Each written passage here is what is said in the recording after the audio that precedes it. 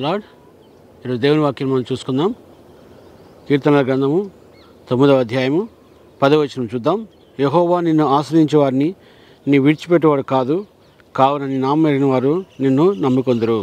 ఎవరైతే దేవుని ఆశ్రయంగా చేసుకుంటారో వారి దేవుని దృష్టిలో దేవుని యొక్క మంచితనమును, దేవుని సత్యమును వారి జీవితంలో పొందుకుంటున్నట్టుగా మనకు కనబడుతుంది. అటువంటి వారు దేవుని యందు నమ్ముకుంచినట్లుగా మనకు కనబడుతుంది. అందుకే అన్నాడు, యెహోవా నిన్ను ఆశ్రయించే వారిని నీవు విడిచిపెట్టేవాడు కాదు. ఆయన ఎప్పుడైతే ఆయన్ని ఆశ్రయిస్తారో ఆయన ఎప్పుడు వారిని విడిచిపెట్టడు, వారితో పాటు ఉంటారు. వారి జీవితంలో దేవుడు కార్యం జరిగిస్తూ ఉంటాడని దేవుడి వాక్యం తెలియజేస్తుంది. మరి ఎవరైతే అటువంటి మంచి సహవాసం కలిగి ఉంటారో వాళ్ళు దేవుని గురించి అర్థం చేసుకుంటారు, దేవుని యొక్క కార్యమును, దేవుని ఉద్దేశాలను వారు జ్ఞాపకం చేసుకుంటారు. దేవుని వాక్యం తెలియజేస్తుంది. దేవుడు మన జీవితంలో చూసినట్లయితే ఆయన మన సృష్టికర్త అంత మాత్రం కాదు, కానీ అన్నిటినీ కలుగజేసే దేవుడు ఆయన. కాబట్టి అటువంటి సృష్టికర్త జీవితంలో మనకి అన్ని మంచి విషయాలు జరుగుతాయని దేవుని వాక్యం తెలియజేస్తుంది. అందుకని దేవుని యొక్క శక్తిని చూసినట్లయితే అది చాలా బలమైంది, అదేవిధంగా దృఢమైనదిగా మనకు కనబడుతుంది. శత్రువులంతా కూడా దేవుని చూసి వాళ్ళు భయపడేట్టుగా కనబడుతుంది. ఎందుకంటే దేవుడు సర్వ సృష్టికర్త అయినాడు, అన్నింటినీ కలుగు చేసుకున్న దేవుడు. కాబట్టి శత్రువు అంతా కూడా ఆయన దగ్గర భయపడినట్లుగా మనకు కనబడుతుంది. ఒకసారి మనం 2వ దినవృత్తాంతం చూద్దాం. 20వ అధ్యాయం 12వ వచనం చూద్దాం. 2వ దినవృత్తాంతములు 20వ అధ్యాయం 12వ వచనం. మా మీదకి వచ్చి గొప్ప సైన్యంతో యుద్ధం చేయుట మాకు శక్తి చాలదు, ఏమి చేయుటకు మాకు తోచదు, నీవే మాకు దిక్కు అని ప్రార్థన చేసింది. ఇక్కడ యెహోషాపాతు చూసినట్లయితే ఆయన జీవితంలో శత్రువు వాళ్ళ మీదకి దాడి చేసినట్లుగా మనకు కనబడుతుంది. ఇలాంటి సమయంలో ఆయన రాజు అయినాడు, ఆయన కూడా అన్ని ఆయుధాలు అన్నీ ఉన్నాయి, కానీ ఆయన ఎప్పుడు వాటిని ఎప్పుడు ఆశ్రయించలేదు, కానీ ఆయన దేవుని మీద మాత్రమే ఆధారపడినట్టుగా మనకు కనబడుతుంది. అందుకే ఈ ప్రార్థన చేస్తున్నాడు. ఆయన మంచి రాజే, కానీ అయినప్పుడు కూడా ఆయన వాటి మీద ఆధారపడలేదు, కానీ దేవుని మాత్రమే ఆయన ఆధారపడ్డాడు.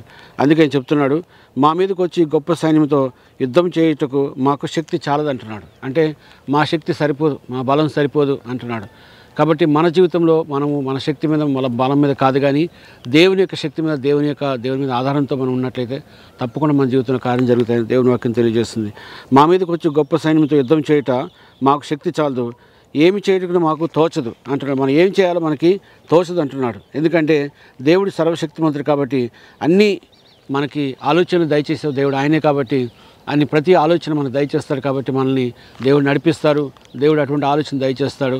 మనం చూసినట్లయితే దావీదు జీవితంలో కూడా ఆయన మన యుద్ధానికి వెళ్ళాలంటే దేవుని దగ్గర అడుగుతాడు.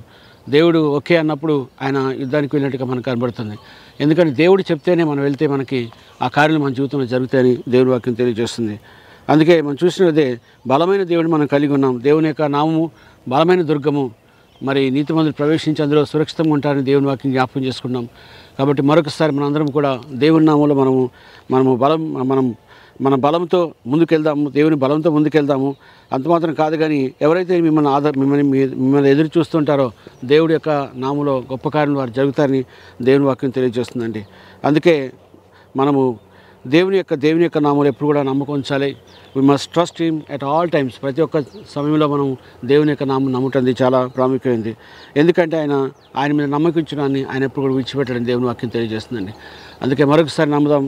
దేవుని యొక్క నామంలో మనం దేవుని యొక్క నామం ఆయన సృష్టికర్త అయినాడు, అన్నింటినీ ఆయన కలుగు చేసుకున్న దేవుడు. కాబట్టి అన్నింటినీ ఆయన చేయగలుగుతాడు, ప్రతి విషయంలో మన కృప చూపించగలుగుతాడు. కాబట్టి ఈ దినమంతా కూడా దేవుడు అటువంటి కృపా కనికరము మనం చూపించాలని మనం ప్రేయర్ చేద్దాము, ప్రార్థన చేసుకుందాం.